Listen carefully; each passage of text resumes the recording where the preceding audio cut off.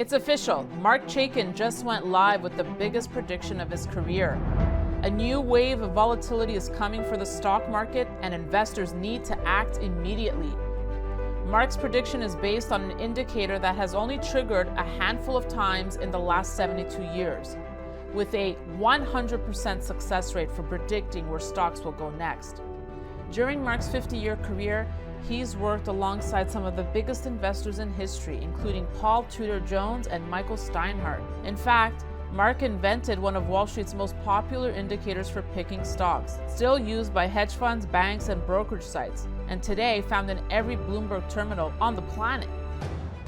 Now, Mark's inviting you to watch his brand new event as he explains exactly what the next wave of volatility will look like and where it will send stocks in the coming weeks.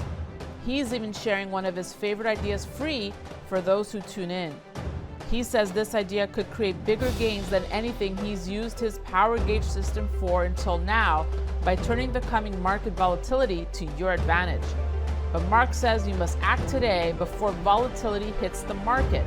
To watch his newest prediction in full, go to chaikinevent.com. That's chaikinevent.com. Hello and welcome back to the Daniela Cambone Show. Still on the road here in beautiful Zurich, Switzerland. We're at the Swiss Mining Institute with my next guest, one of the keynotes here, Peter Krauth, author of The Great Silver Bull Run and the editor, founder of a Silver Stock Investor newsletter. Peter, I want to say you've been in this sector a long time, but you have just exploded, burst onto the scene. So I'm happy we're finally getting to talk. So am I. So welcome. Welcome to beautiful Zurich. Thanks for having me, Daniela. It's certainly an exciting time for perhaps the wrong reasons, but it's an exciting time to be here. Yeah. I was excited to have you on to talk about, get your thoughts obviously on the macro level, but I have to ask, I mean, you're committed to silver now, right? Right. You're kind of that new generation of silver writers that we hadn't seen. I mean, David Morgan, obviously known, but not many people touch silver because Right. it's kind of seen as the forgotten metal, the metal in gold's shadow. But you're a believer. I am. Why?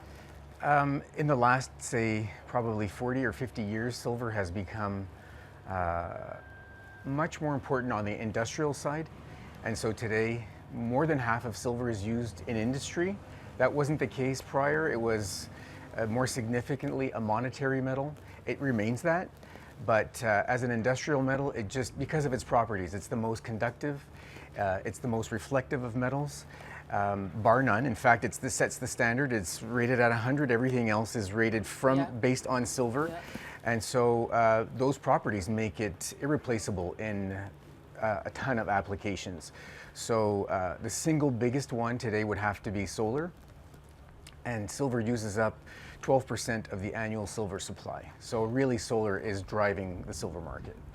You know, I don't think I'm going to surprise you with this question, but you know we've been hearing about the industrial takeoff for silver, how it's, you know, needed for solar, how it's going to be part of the green revolution. Yet it hasn't been expressed or seen in the price yet. How long? How long? Well, I certainly see silver higher by the end of this year. Silver tends to follow gold. Gold, by all measures, is very likely to be considerably higher later this year. I think the first sort of major target on silver will be $30.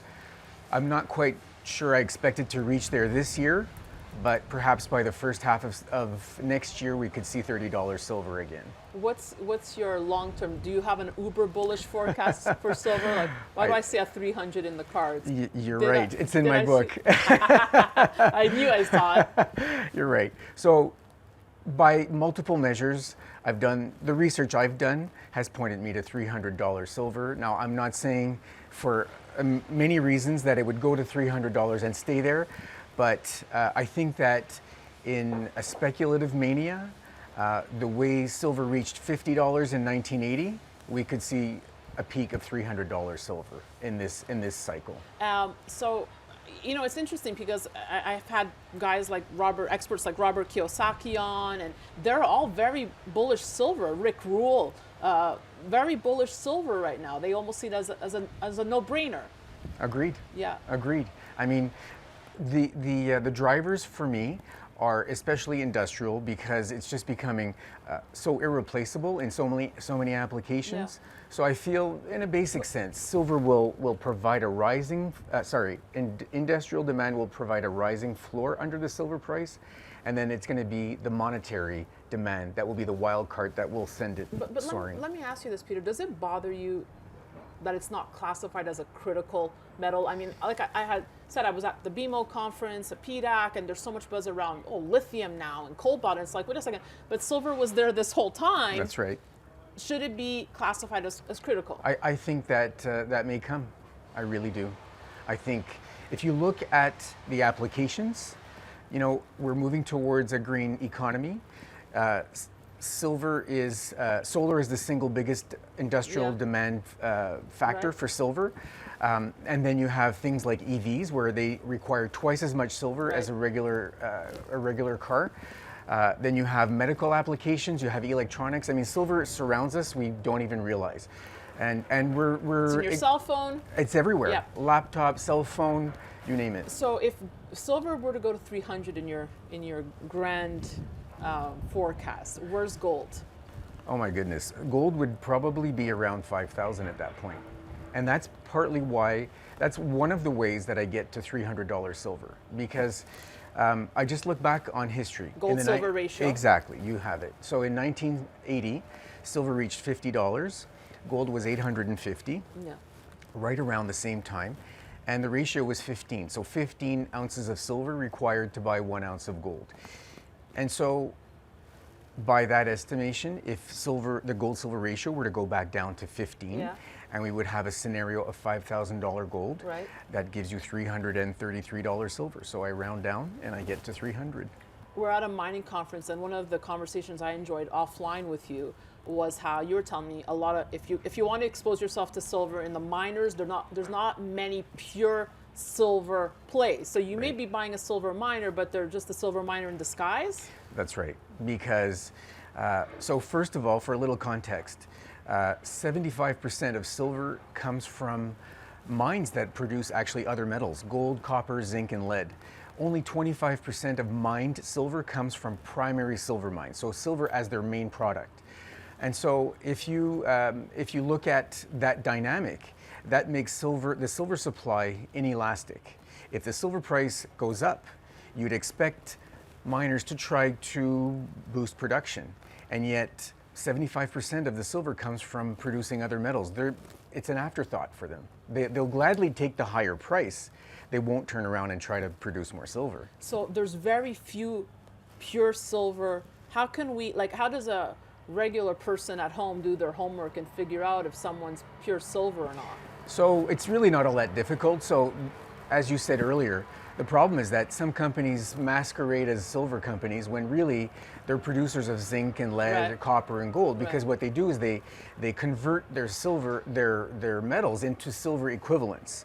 So they take the zinc and the lead, and at current prices they'll just convert and say, well, we have this much in silver equivalents, when it's really actually not silver. But you could at certain moments of time have done well still with those companies. Absolutely. Right? Absolutely, because, well, in some cases it's because silver does well and silver's in their name. So some people maybe think they're buying silver companies and those stocks get pushed higher. But if viewers want to do a calculation, they have to take the time and look at the reported resource, for example, and see what the different metals are in that resource, and look at the silver.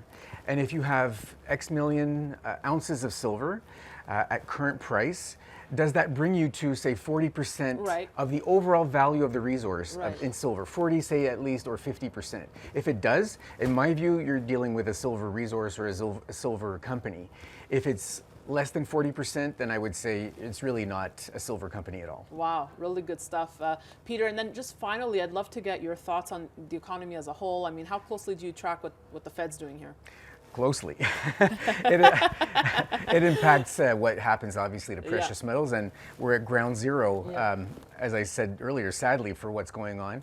You have one of the largest banks that was just taken over by one of the other largest banks. These are systemically important financial institutions. Shark eating shark. Absolutely, Right. and it's a domino effect.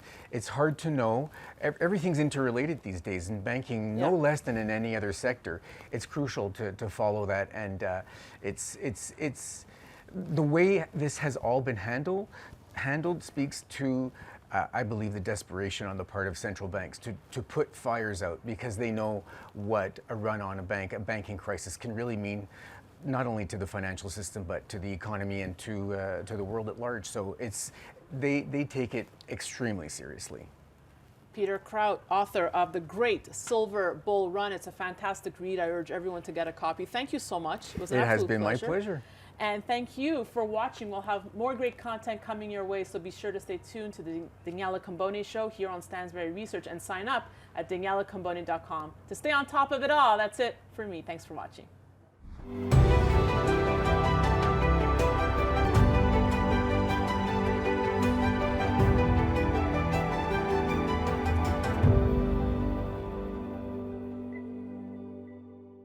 Opinions expressed on this program are solely those of the contributor and do not necessarily reflect the opinions of Stansberry Research, its parent company, or affiliates.